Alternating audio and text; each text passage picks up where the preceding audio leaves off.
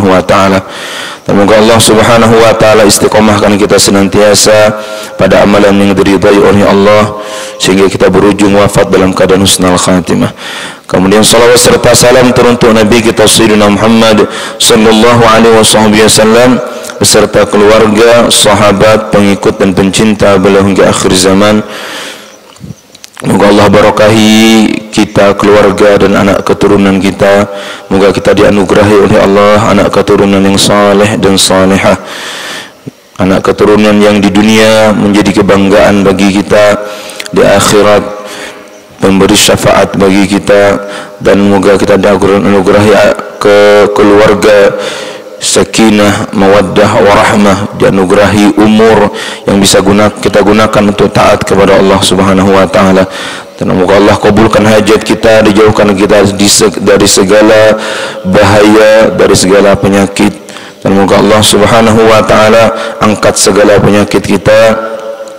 Dan semoga Allah Subhanahu wa ta'ala luaskan kubur kita, luaskan hati kita, dan semoga dikumpulkan kita di dalam surga bersama kedua orang tua kita, bersama guru-guru kita yang banyak mengajarkan kebaikan demi kebaikan kepada kita. Amin, amin, amin, amin ya rabbal alamin. Baik, Imam Syekh Abdul Somad Al-Falimban di sini mengajari kepada kita, atau ini diambil daripada kitab Bidayatul Hidayah. Kata beliau pasal yang menjelaskan adab-adab dari setelah terbitnya matahari sampai tergelincirnya matahari. Kita ketahui bahwa ini kitab adalah kitab amaliyah, ya. Kitab mengajari kita bagaimana mengisi waktu kita dengan amal. Karena Bapak Ibu, seseorang itu mulia dengan amalnya, bukan dengan ucapannya. Maka perbanyakilah amal, maka sedikitilah pembicaraan ataupun ucapan. Seseorang itu mulia dengan amalnya, bukan dengan ucapannya. Makanya ini kitab mengajari tentang amal, bagaimana kita mengisi waktu kita dengan amal kita, ya. Waktu kita dengan amaliyah kita. Ini beliau mengajari apa yang harus kita lakukan di antara terbitnya matahari sampai tergelincirnya matahari. Kita paham mungkin terbitnya matahari karena di antara orang mulia adalah orang yang memperhatikan peredaran matahari, ya. Dan bahkan waktu sembahyang kita pun semuanya ditentukan oleh matahari. Jadi dari sholat subuh sampai sholat isya ditentukan dengan terbit dengan matahari. Kita mulai dari sholat subuh. Sholat subuh itu masuk waktunya di saat waktu fajar shadiq. Fajar shadiq itu adalah cahaya matahari yang mataharinya belum timbul. Kalau matahari di bawah permukaan bumi, ya. Matahari itu pada hakikatnya tidak tenggelam matahari, cuma tidak terlihat oleh mata kita. Karena bumi kita yang berputar, kalau bumi kita berhadapan dengan matahari, maka siang saat itu. Siang. Kalau bumi kita membelakangi matahari, maka terjadilah malam.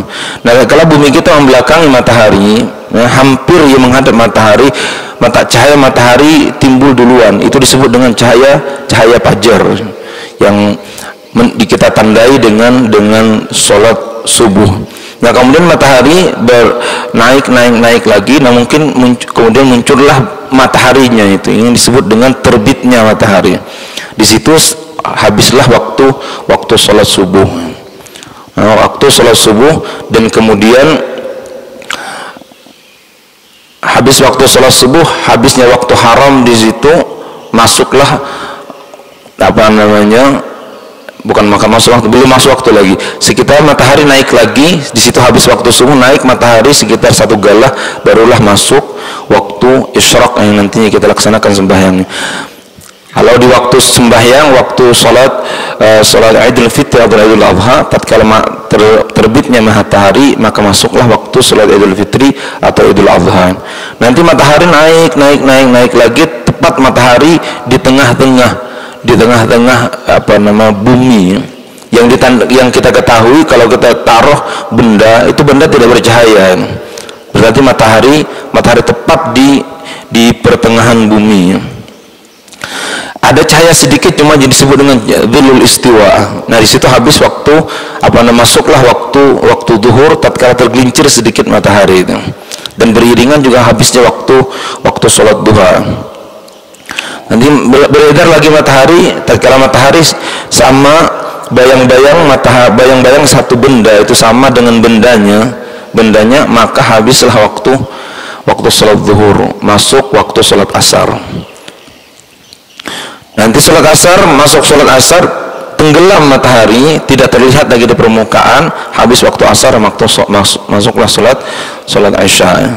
Kemudian nantinya sholat isya, kapan mulai sholat isya nih? Habis waktu sholat maghrib dengan cahaya juga. Matahari ketika ia tenggelamnya meninggalkan cahaya. Mudah-mudahan etam kita semuanya seperti matahari ya, meninggal wafat tapi meninggalkan cahaya di dunia ini. Itu orang mulia seperti matahari itu. Ya, matahari yang menerangi kepada siapa saja. Matahari itu menerangi kepada siapa saja. Mau orang marah, mau orang senang, ia akan tetap terang. Itulah sifat matahari. Matahari itu ada kan disenangi orang, ada yang tidak disenangi orang matahari. Bagi orang yang buhumma kadang-kadang tidak senang hari langatnya jereh, tapi bagi orang jemuran pija senang dengan matahari, cepat kering pijanya. Orang jemuran daun kedem kan senang itu. Sama hujan juga, hujan itu ada yang senang ada yang tidak ya. Nah kemudian matahari itu tenggelam, mataharinya sisa cahayanya, selama cahaya itu masih ada, maka masih ada waktu maghrib. Nah tatkala matahari itu tenggelam dengan cahayanya, maka hilang, habislah waktu maghrib, masuklah waktu isya. Sampai kapan waktu isya? Menunggu matahari lagi, beredar matahari, nunggu cahaya matahari, timbul lagi cahaya matahari, ya kita tandai dengan yang disebut dengan waktu sholat fajar, waktu fajar. Nah di situ masuk lagi waktu subuh. Nah beliau sekarang mengajari di antara peredaran matahari itu di saat terbitnya matahari sampai tergelincirnya matahari, sampai matahari lepas daripada pertengahan bumi. Apa yang harus kita lakukan di situ? Kenapa? Karena imam-imam kita, ulama-ulama kita paham bahwa tujuan daripada hidup kita seperti kita jelaskan kemarin itu dalam kitab Riyadhus Shalihin adalah untuk beribadah kepada Allah. Jadi kita nih hamba Allah dimanapun dan siapapun kita, apapun keadaan kita. Kita ini semuanya hamba Allah yang sedang diam di Kota Bangun, hamba Allah yang sedang duduk di Masjid Al-Jamal, hamba Allah yang sedang jadi nelayan, hamba Allah yang sedang jadi polisi, hamba Allah ya yang sedang jadi jadi pejabat, hamba Allah yang jadi ustadz, jadi kiai. Siapapun kita adalah hamba Allah. Itu profesi kita, titel asli kita ya. Nah, titel asli kita adalah menjadikan diri kita adalah hamba Allah Subhanahu wa taala. Dan itu titel asli, yang lainnya titel tambahan saja. Yang namanya titel tambahan tidak abadi itu. Nah, apalagi yang namanya jabatan. Jabatan itu tidak lama, Bapak Ibu rahimakumullah. Paling lama 60 tahun, nanti pensiun orang. Setelah itu tidak ada lagi titelnya itu. Copot semuanya. Jenderal kah titelnya. Setelah itu ada namanya mantan jenderal saja lah. Nah, kalau hamba Allah tidak ada mantan hamba Allah. Nah, semuanya di fata morgana semuanya. Yang asli adalah kita hamba Allah Subhanahu wa taala, dan itu kemuliaan kita menjadi hamba Allah. Nah, beliau ini mengajari kita bagaimana kita jadi hamba Allah Subhanahu wa taala. Yang sebelum terbitnya matahari ini ada amal-amal yang diajar oleh beliau, seperti membaca la ilaha illallah la syarikalah. Setelah kita sholat subuh kan, kita dianjurkan berzikir kepada Allah sampai menunggu terbitnya matahari itu. Nah, zikir-zikir yang beliau ajarkan kita sebutkan pada pertemuan kita yang lalu. Nah, kata beliau ini suatu pasal pada menyatakan adab yang dikerjakan kemudian daripada terbit matahari hingga gelincir mataharinya. Ini artinya tugas kita asli sebagai hamba Allah. Nah, kalau kita bisa, ini yang kita kerjakan, baru kita kerjakan usaha sampingan kita. Kita jadi pedagang, kita jadi pejabat, kita tugas ini dan tugas itu ya.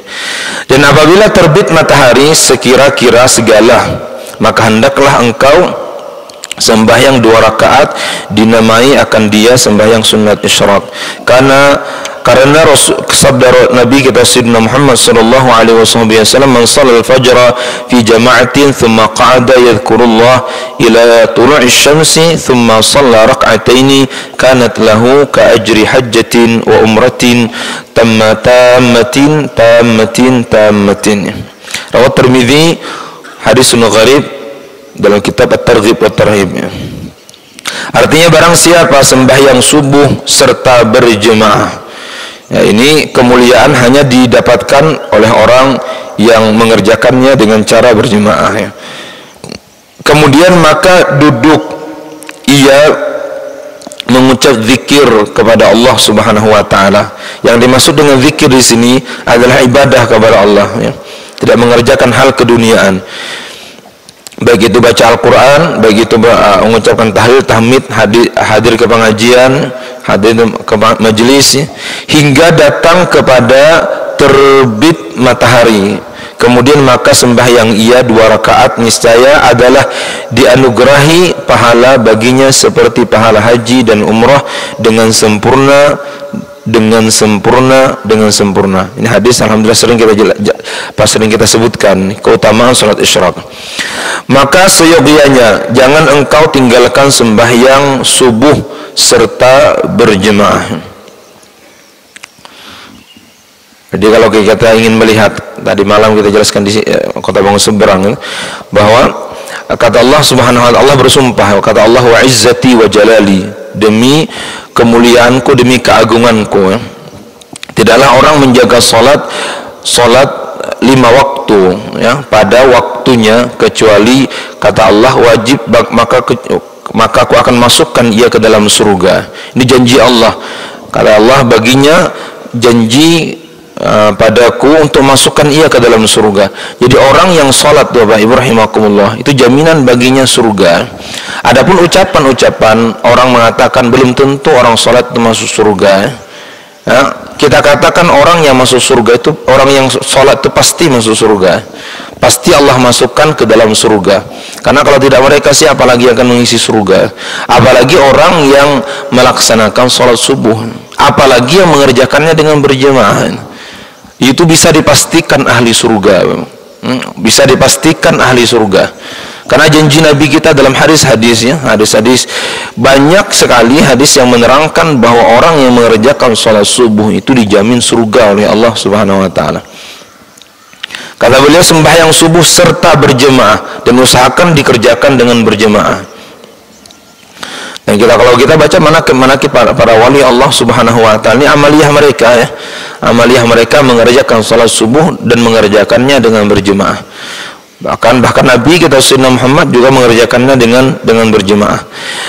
Dan sekurang-kurang berjemaah itu 2 orang. Ini kalau kita tidak misalnya sibuk, ya, tidak bisa ditinggalkan, maka tetap kerjakan berjemaah walaupun itu 2 orang. Misalnya di rumah kita ajak istri kita ajak, atau kawan kita. Ini diamalkan, ya, diamalkan oleh yang kita lihat dengan mata kepala kita sendiri adalah Sayyidi Al-Habib Umar bin Muhammad bin Salim bin Hafidh.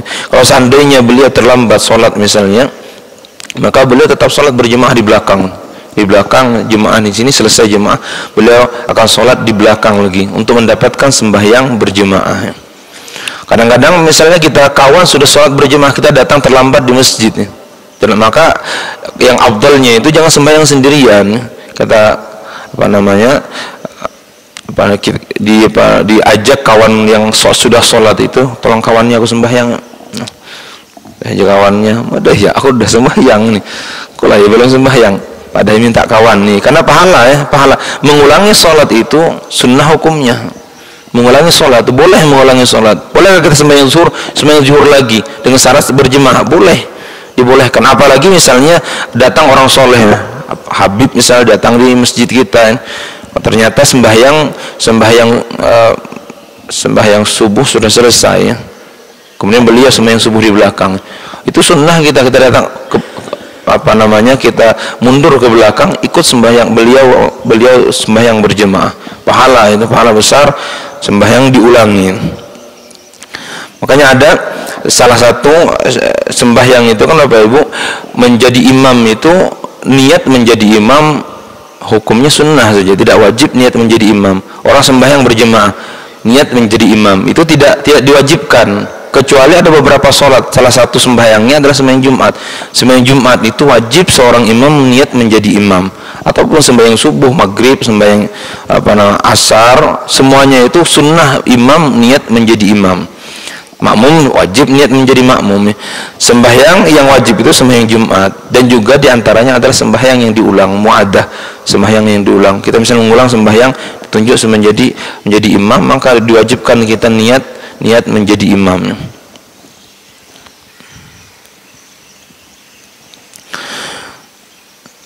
Dan sekurang-kurang berjemaah itu 2 rakaatnya, imam dan makmum. Dan jikalau dengan istrinya sekalipun, karena menghasilkan pahala berjemaah itu. Artinya walaupun dengan bini sembahyanglah berjemaah, karena pahala berjemaah lebih utama 27 derajat sebagaimana kita ketahui. Dan seyogianya jangan engkau tinggalkan sembahyang 2 rakaat sunnah isyraq itu. Dan inilah niat sembahyang isyraq, usolli sunnatal isyraq rak'ataini lillahi ta'ala, Allahu akbar. Maka bacalah olehmu kemudian daripada Al-Fatihah pada rakaat yang pertama Qul ya ayyuhal kafirun, dan pada rakaat yang kedua kemudian daripada Al-Fatihah Qul huwallahu ahad. Jadinya itu surahnya yang kita baca pendek ya. Qul ya ayyuhal kafirun pertama, Qul huwallahu ahad. Pahalanya haji dan umroh mungkin tidak sampai 5 menit itu. Perniagaan luar biasa. Dalam jarak 20 menit 5 menit kita mendapatkan ya keuntungan lebih daripada 600 juta ya. 600 juta. Mana ada usaha di dunia sehebat usaha dengan Allah Subhanahu wa taala. Kenapa 600 juta? Karena haji itu mahal nih, haji itu haji plus mungkin 200-an dengan umrohnya. Dikali 3 kali haji itu dalam daerah waktu mungkin tidak sampai 5 menit, mungkin 3 menit atau 4 menit saja selesai sembahyang isyraq. Dan surahnya pun yang dianjurkan surah pendek, Qul ya ayyuhal kafirun dengan surah Al-Ikhlas. Maka sangat rugi ya Bapak Ibu ya, rugi kalau kita tinggalkan sembahyang isyraq. Nah, kemarin kita katakan bahwa beruntunglah orang yang hidup di dunia tapi ia bekerja untuk kehidupan akhirat. Celakalah orang, rugilah orang yang ia hidup di dunia cuma cita-citanya sebatas untuk dunia saja. Karena cita-cita hanya untuk dunia itu pendek. Dunia itu cuma 60-70 tahun saja. Alangkah ruginya kita kumpulkan uang, kumpulkan ini dan itu hanya untuk 70 tahun saja. Sangat beruntung orang kumpulkan ini dan itu untuk hidup selama-lamanya dalam kehidupan akhirat. Dan kemudian daripada memberi salam maka baca olehmu dengan ini. Artinya doa yang dianjurkan kita baca setelah sembahyang isyraq. Setelah salam baca doa ini. Alhamdulillahilladzi ja'alal yawm afiyatan wa ja'a bisyamsi min matla'iha. Allahumma rzuqni khaira hadzal yawm warfa' anni syarrahu. Allahumma nawwir qalbi binuri hidayatika kama nawartal arda binuri syamsika abadan abada birahmatika ya arhamar rahimin. Nah, ini doanya pendek ya. Kita artikan sedikit. Alhamdulillahilladzi ja'alal yawm, segala puji bagi Allah Subhanahu wa taala yang telah menjadikan hari ini afiatan, keselamatan, kesehatan. Ini bagus, ini obat corona. Nah, obat corona ya. Jadi kita amalkan baca doanya nih. Alhamdulillahilladzi ja'alal yaum afiyatan. Segala puji bagi Allah yang menjadikan hari ini afiah. Karena yang bisa menjaga kita dari penyakit itu Allah Subhanahu wa taala. Belum tentu ahlinya bisa menjaga diri daripada penyakitnya. Misalnya mohon maaf, dokter misalnya, apakah dokter bisa terhindar daripada corona? Belum tentu Bapak Ibu, belum tentu. Karena yang menentukan orang sakit tidak sakit itu Allah Subhanahu wa taala. Ya, Allah subhanahu. Makanya kita lihat kadang-kadang ada dokter yang terkonfirmasi misalnya positif ya. Bukan aib, itu tidak aib, itu kan ketentuan Allah. Yang kita ingin jelaskan bahwa manusia itu tidak mampu apa-apa. Manusia itu tidak punya kemampuan apa-apa ya. Misalnya perawat misalnya. Bisakah perawat itu terkonfirmasi positif? Bisa Bapak Ibu. Bisa. Orang Covid. Ya bisa. Karena yang menentukan positif tidak positif itu bukan manusia, itu Allah subhanahu wa ta'ala. Yang menentukan orang penyakit atau tidak penyakit itu Allah. Maka segala puji bagi Allah yang menjadikan bagi kita harinya afiyah. Alhamdulillahilladzi ja'alal yawm afiyatan. Doa juga yang sering kita dengar ya, doa ya, doanya bunyinya seperti Allahumma kama mananta alaina bil Islam fazidna minhu. Ya Allah, sebagaimana Engkau berikan kami nikmat keislaman, maka tambahlah keislaman kami. Wa kama mananta alaina bil iman fazidna minhu. Ya Allah, sebagaimana Engkau anugerahi kami keimanan, maka tambahlah keimanan. Allah, wa kama mananta alaina bil afiyah fazidna minha. Ya Allah, sebagaimana Engkau anugerahi kami kesehatan, afiah, keselamatan, maka tambahkanlah lagi keselamatan itu. Karena mahal Bapak Ibu, kesehatan itu mahal ya. Ya bagi ya orang yang pernah nih, ini ada pasti di antara kita nih yang pernah tidak punya penciuman, tidak punya perasa ya. Makan nada merasa, cium nada merasa, merangot beliau tegak ini bi semiliar petis nada faedahnya. Kenapa? Makan nada merasa, cium nada cium ya. Seolah-olah tidak ada harganya. Oh, baru Allah coba baru 1 minggu itu Bapak Ibu, baru kita tahu rasanya yang namanya sehat itu lebih mahal daripada 1 miliar. Kadang-kadang kita kan mengeluh kepada Allah, padahal di dalam diri kita ada nikmat yang begitu besar. Dan kadang-kadang orang tidak sadar ya, sibuk ini kesehatan tidak dijaga, mengejar nikmat kecil, ia tinggalkan nikmat besar. Padahal kesehatan itu nikmat besar ya. Nikmat besar setelah iman dan Islam kita mampu beribadah, nikmat sehat itu. Mon orang bisi harta tapi tergeletak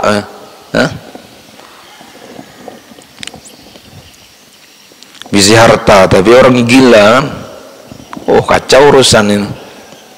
Mudah-mudahan Allah berikan kita kesehatan, dan kita kesehatan dijaga kita oleh Allah Subhanahu wa taala. Kita ini belajar keyakinan Bapak Ibu, bukan kita ngeritik apa-apa. Misalnya kita pakai masker, waktu pakai masker jaga keyakinan kita itu. Ini harus kita sebagai orang Islam. Ini masker asbab saja, yang menjaga aku adalah Allah Subhanahu wa taala. Pakai masker tidak apa-apa, tidak haram pakai masker. Cuma keyakinan kita jaga ya. Misalnya ikut vaksin, vaksin tidak bisa memberikan manfaat, tidak bisa memberikan mudarat. Aku vaksin, vaksinnya adalah asbab saja. Jadi tidak, agar kita terjauh daripada kesalahan dalam beriktikad kepada Allah Subhanahu wa taala. Alhamdulillahilladzi ja'alal yawm afiyatan. Wa ja'a bisyamsi fi matla'i bisyamsi min matla'iha, dan segala puji bagi Allah yang mendatangkan matahari daripada tempatnya. Kenapa ini? Karena bersyukur kiamat belum dibangkitkan oleh Allah Subhanahu wa taala. Karena kalau sudah matahari tidak terbit daripada timur, oh kacau sudah. Kalau matahari terbit daripada barat, kiamat ini. Dan salah satu tanda kiamat kubra, tanda kiamat besar adalah terbitnya matahari daripada barat. Dan itu pasti akan terjadi. Nabi kita tidak pernah bohong ya. Pasti akan terjadi nanti suatu saat matahari itu terbit daripada baratnya. Adapun tanda kiamat surga sudah banyak di sekeliling kita. Tanda kiamat surga itu tanda kiamat yang kecil-kecil. Ya, yang besar kan seperti turunnya Dajjal, turunnya Sayyidina Isa Al-Masih, turunnya Imam Mahdi, kemudian terbitnya matahari dari baratnya. Itu tanda-tanda kiamat besar. Jadi alhamdulillah yang Allah Subhanahu wa taala masih terbitkan matahari daripada timur. Dan Bapak Ibu, menyaksikan kita matahari daripada timur itu salah satu yang harus kita syukuri. Kita berarti orang beriman kepada Allah, bukan distempel oleh Allah orang ahli neraka. Karena kalau kita menyaksikan matahari terbit daripada barat, itu semua yang menyaksikan adalah ahli neraka. Karena di saat itu tidak ada lagi orang yang ahli surga, orang beriman yang hidup. Sebelum matahari diterbitkan dari barat, orang beriman sudah dicabut oleh Allah nyawanya semuanya. Ya, orang beriman datang angin, kemudian kalau tidak salah masuk di darah ketiak itu angin, kemudian keluar ruhnya orang beriman semuanya. Tersisa orang-orang yang tidak beriman yang menyaksikan terbitnya matahari daripada barat. Alhamdulillahilladzi ja'ala al-'afiyah al-yawma al-'afiyatan wa ja'a bisyamsi min matla'iha. Allahumma rzuqni khaira hadzal yawm. Ya Allah, berikanlah rezeki kepadaku kebaikan hari ini. Warfa'anni syarrahu, dan ya Allah jauhkanlah atau tolaklah daripadaku keburukan hari ini. Karena yang bisa mendatangkan kebaikan hari ini adalah Allah, yang menjauhkan kita daripada keburukan hari ini adalah Allah Subhanahu wa taala. Wabah penyakit misalnya, walaupun sekeliling kita serumahan itu orang terkonfirmasi misalnya positif, kalau Allah tidak izinkan kita pun bergaul tidak akan konfirmasi. Nah, tidak akan karena yang menentukan itu adalah Allah Subhanahu wa taala. Mudah-mudahan kita jadi orang yang tenang, ya. Jadi orang yang tenang. Ya. Jadilah seperti perokok, ya katanya. Setelah perokok yang tenang walaupun diteror sepanjang tahun, ya. Rokok membunuhmu. Tapi tetap tenang mereka, yakin bahwa rokok tidak akan mematikan. Begitulah kita menghadapi wabah sekarang ini. Sekarang banyak yang sakit, Bapak Ibu. Yang sakit entah itu corona atau bukan. Penting yang sakit itu banyak sekarang. Botokkan lah, tegak aku nih botokkan nih. Tapi lain corona tapi. Ya, ada yang napas lah, ada yang ada yang itu selismaan. Banyak sakit sekarang. Ada yang sampai sepotok kampung sakitnya. Dan mudah-mudahan itu diangkat oleh Allah Subhanahu wa taala. Yang penting kita tenang, ya. Tenang saja, jangan gelisah dengan penyakit yang ada, ya. Artinya semuanya di tangan Allah. Alladzi khalaqal mauta wal hayata liyabluwakum ayyukum ahsanu amala. Yang Dia menciptakan kehidupan dan kematian. Kehidupan kematian di tangan Allah Subhanahu wa taala. Kita seorang hamba cuma sedang berusaha. Allahumma nawwir qalbi binuri hidayatika. Ya Allah, sinarilah hatiku dengan cahaya hidayahmu. Kenapa nih doanya sinari hati? Karena mengambil momen saat itu matahari sedang terbitnya, matahari sedang muncul. Kita ingin seperti juga hati kita diberikan cahaya oleh Allah Subhanahu wa taala. Apa sih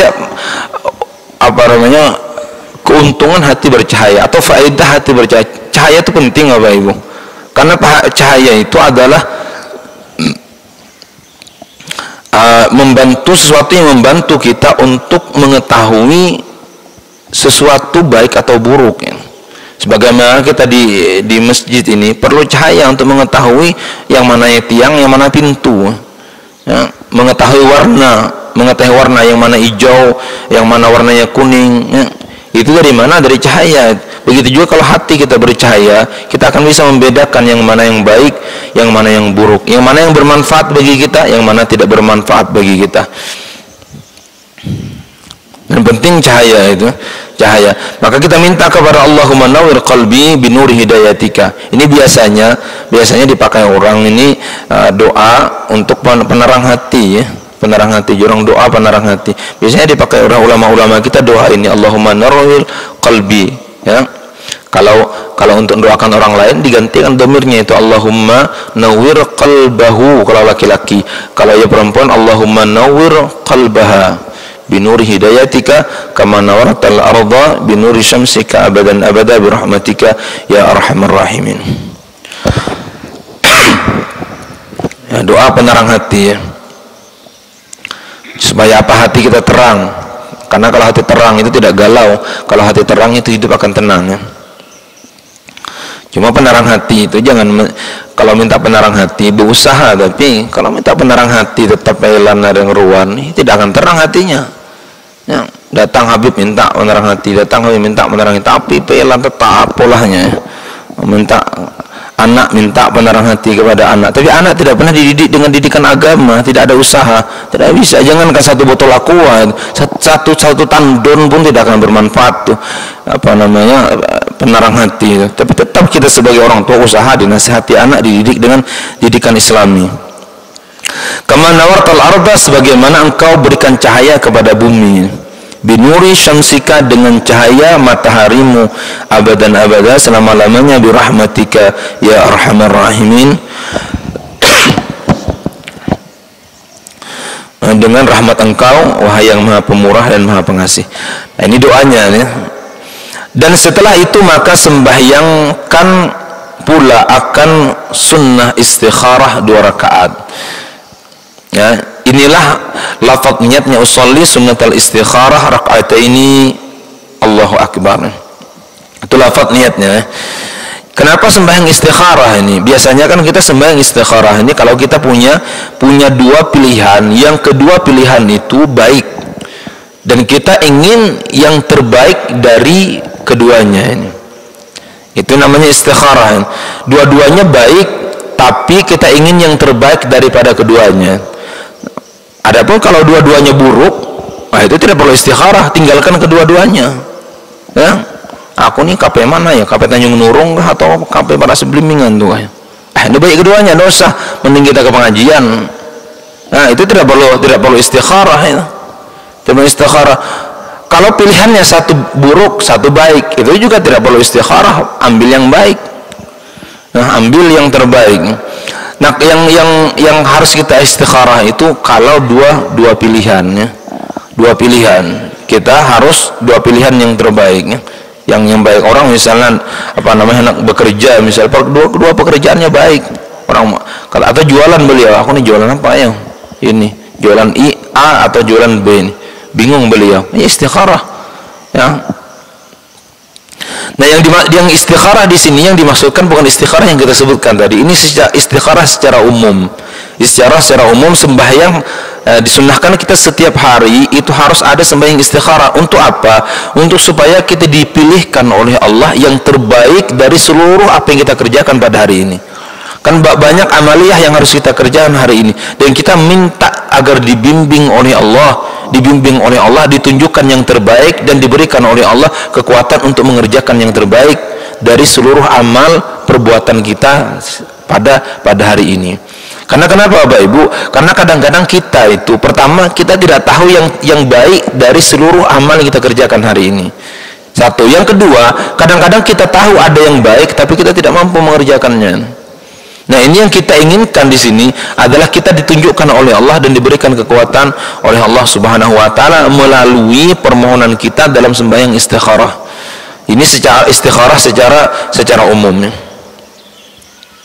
Apalagi di zaman kita sekarang ini banyak hal-hal yang membingungkan kita, bingung dalam i'tiqad, bingung dalam ibadah kita. Tapi tidak, kalau kita senantiasa bersama Allah Subhanahu wa taala, senantiasa laksanakan sunnah Nabi kita Sayyidina Muhammad, maka Allah Subhanahu wa taala pasti akan bimbing kita pada amalan yang diridhai oleh Allah Subhanahu wa taala. Nah, kata beliau sembahyang istikharah seperti yang lagi akan datang kaifiatnya. Nanti akan dijelaskan secara khusus tata cara sembahyang istikharah. Maka jikalau ada bagimu suatu hajat yang tak dapat tiada engkau pergi kepadanya, maka bacalah olehmu. Artinya setelah sembahyang istikharah itu kita ada keperluan.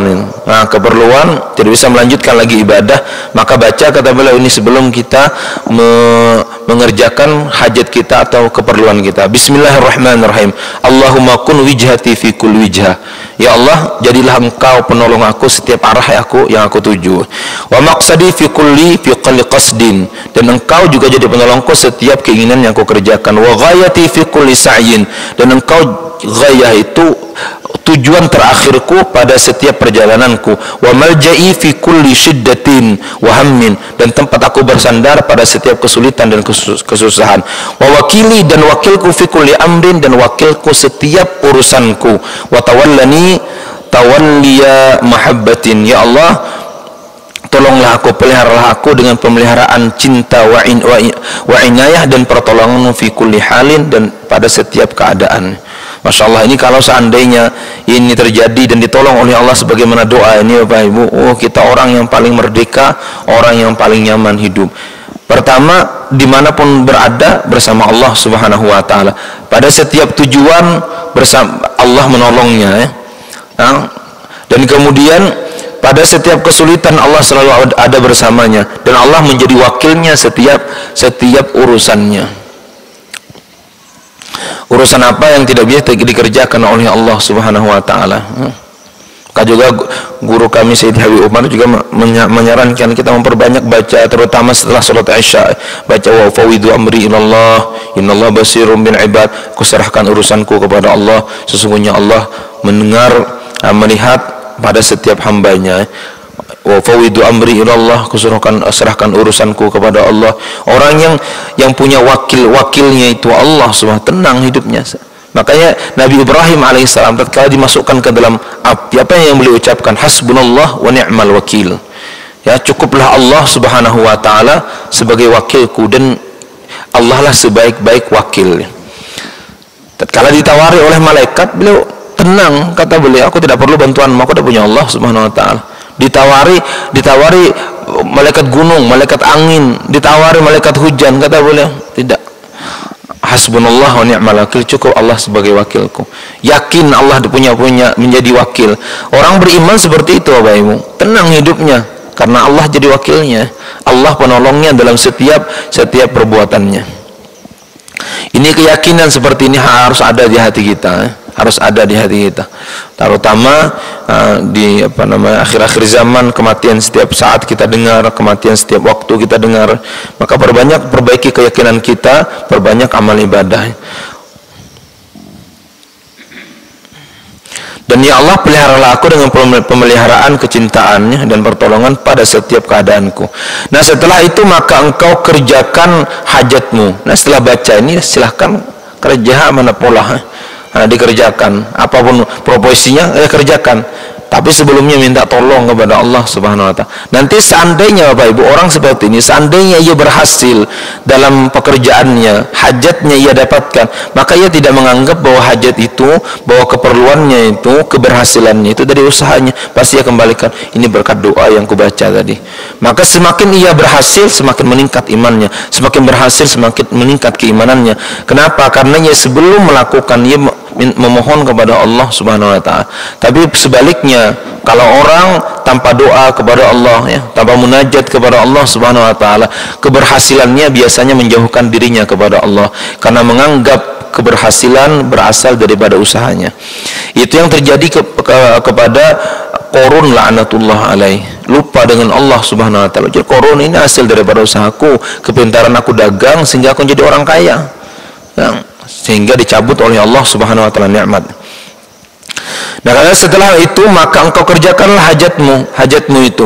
Demikianlah engkau kerjakan pada tiap-tiap ada hajatmu yang tak dapat tiada mengeluarkan akan dikau daripadanya, masgul dengan zikir. Artinya kalau kita punya kesibukan dan tidak bisa berzikir kepada Allah, punya kesibukan tidak bisa baca Al-Quran, punya kesibukan tidak bisa berselawat kepada Nabi kita Sayyidina Muhammad, kita ucapkan ini, minta tolong kepada Allah Subhanahu Wa Taala, minta bantu kepada Allah dalam setiap hajat kita.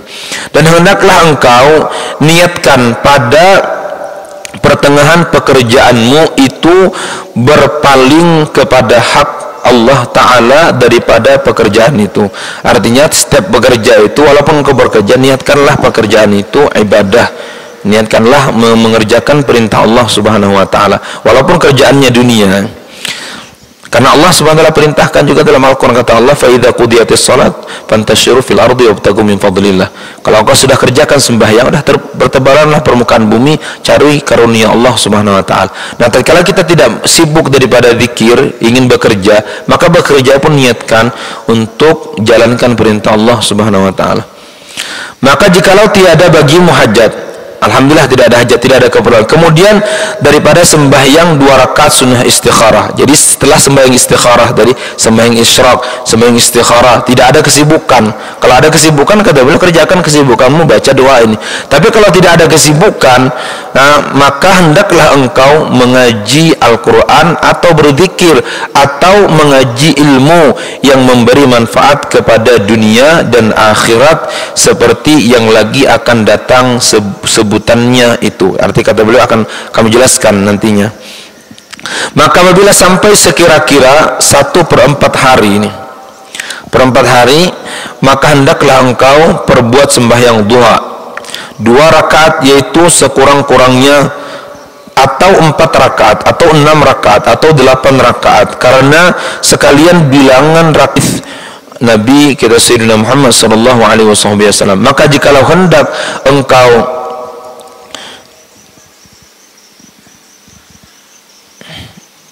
daripada 2 rakaat jua, inilah lafadznya.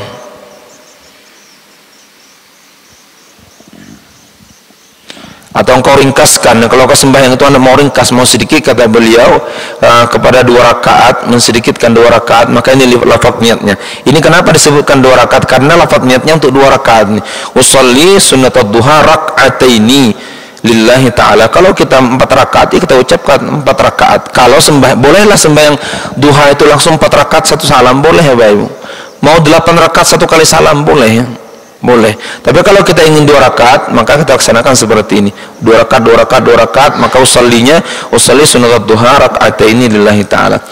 Bolehlah kita kalau sembahyang misalnya dalam 4 rakaat, tapi tidak disebut kata 4 rakaat. Boleh, karena menyebutkan jumlah rakaat dalam niat itu tidak diwajibkan. Menyebutkan jumlah rakaat tidak diwajibkan.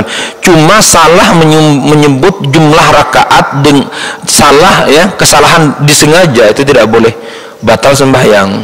Misalnya sembahyang duha 4 rakaat, cuma niatnya beliau sengaja aku sembahyang sunat duha 2 rakaat, itu tidak sah sembahyangnya.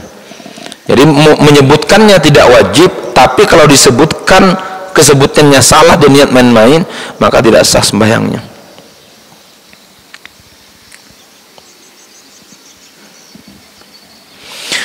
Maka baca olehmu pada rakaat yang pertama, kemudian daripada surat Al-Fatihah wasyamsi wadhuhaha. Jadi ini rakaat pertama surah yang kita baca wasyamsi wadhuhaha. Itu sunnahnya Bapak Ibu. Kalau tidak hafal kita, tidak apa, baca yang lain yang kita hafal saja. Misal hafalnya qul huwallahu ahad, ya qul huwallahu ahad. Hafalnya qul a'udzu birabbin nas, baca qul a'udzu birabbin nas. Apa yang kita, ayat kursi hafalnya, baca ayat kursi. Tapi kalau yang afdalnya memang kita baca wasyamsi wadhuhaha. Itu yang kita baca. Bagaimana aku tidak hafalnya? Ya, kalau tidak hafal baca yang lain sambilan hafali. Jangan sampai tidak hafal bersyukur dengan tidak hafal. Ya. Karena salah satu orang yang celaka Bapak Ibu adalah orang yang qanaah dengan kejahilan. Qanaah dengan harta itu baik, tapi kalau qanaah dengan kejahilan itu tidak baik. Itu dah nyawa nih, ya ada ini kan cukup, warisan orang tua dahulu ilmu sembahyang juga cukup, nggak usah lagi gila nuntut. Itu namanya qanaah dengan ilmu. Nah, itu ciri-ciri orang yang rugi, ciri-ciri orang yang celaka. Kalau harta itu dianjurkan kita qanaah, ya. Apa kita ada tolak berusaha nih, ya ada, kita ada habis. Yang penting beribadah aja, beliau makan ya ada aja dulu. Insyaallah Allah datangkan rezeki lagi nih. Wah, itu memang dianjurkan kita. Sebagaimana ulama-ulama kita terdahulu bekerja untuk makan hari ini saja. Sayyidina Ali tidak punya ATM Bapak Ibu, ya. Kalau kita pusing, kalau tidak punya tabungan pusing sudah. Mereka itu luar biasa, ya, hutang tidak ada, kemudian tabungan juga tidak ada. Mereka hidup dengan penuh dengan tawakal kepada Allah Subhanahu wa taala. Besok hari makan apa? Wallahu alam. Kalau rezekiku masih ada, berarti aku masih hidup. Kalau aku masih hidup, berarti rezekiku masih ada. Itu keyakinan orang-orang terdahulu, ya.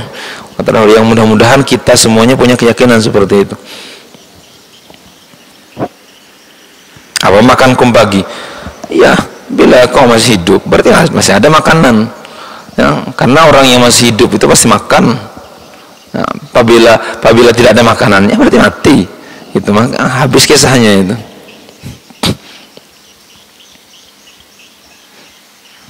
Pasti rezeki itu yakin rezeki itu pasti ada datang rezeki. Jangankan kita orang waras, orang gila pun diberikan Allah rezeki, apalagi orang waras.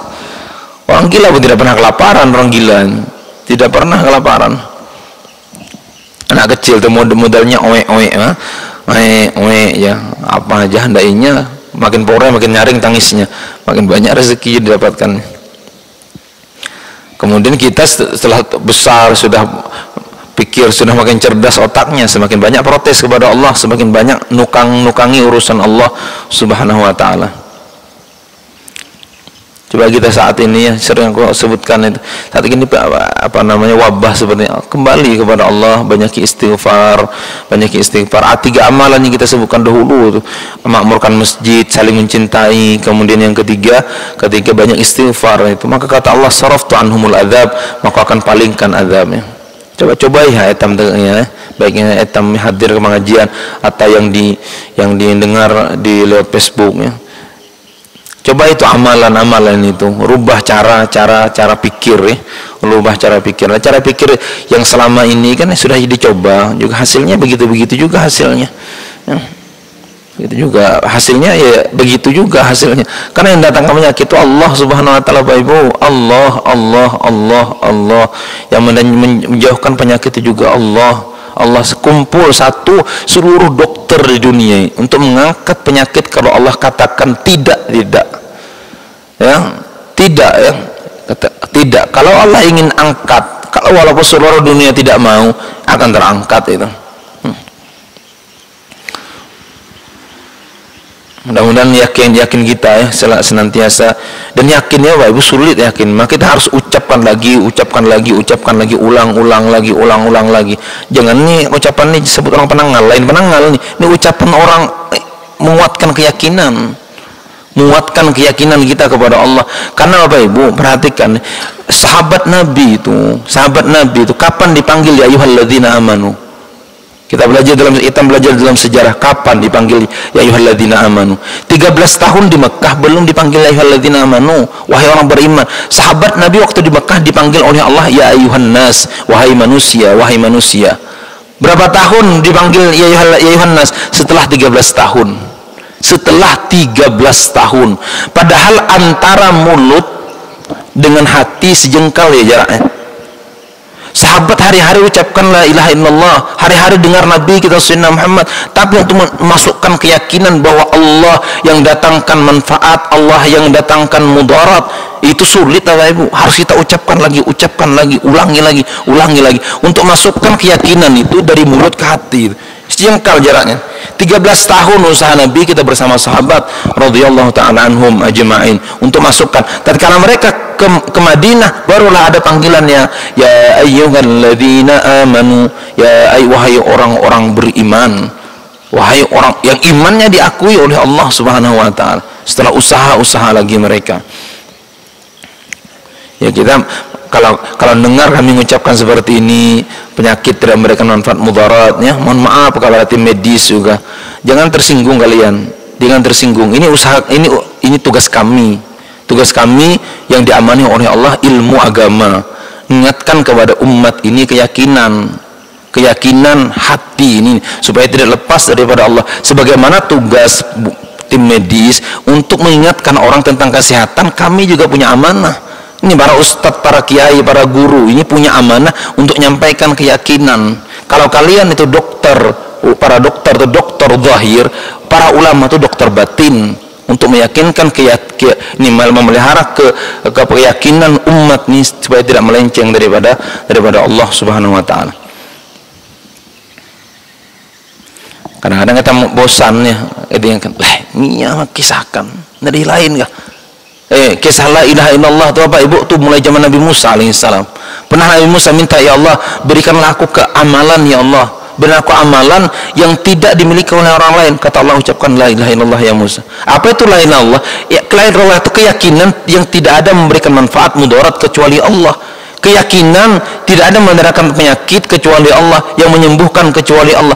Kemudian kata Nabi Musa alaihissalam, ya Allah, kalau ini orang yang tahu galanya. Kata Allah subhanahu, ya Musa, kalau seandainya la ilaha illallah diletakkan satu timbangan dan langit bumi, 7 lapis langit 7 lapis bumi diletakkan di timbangan yang lain, senantiasa la ilaha illallah lebih berat lagi. La ilallah ini lebih berat lagi. Makanya Nabi Allah katakan afdhalul dzikir la ilaha illallah. Sebaik zikir itu la ilaha illallah.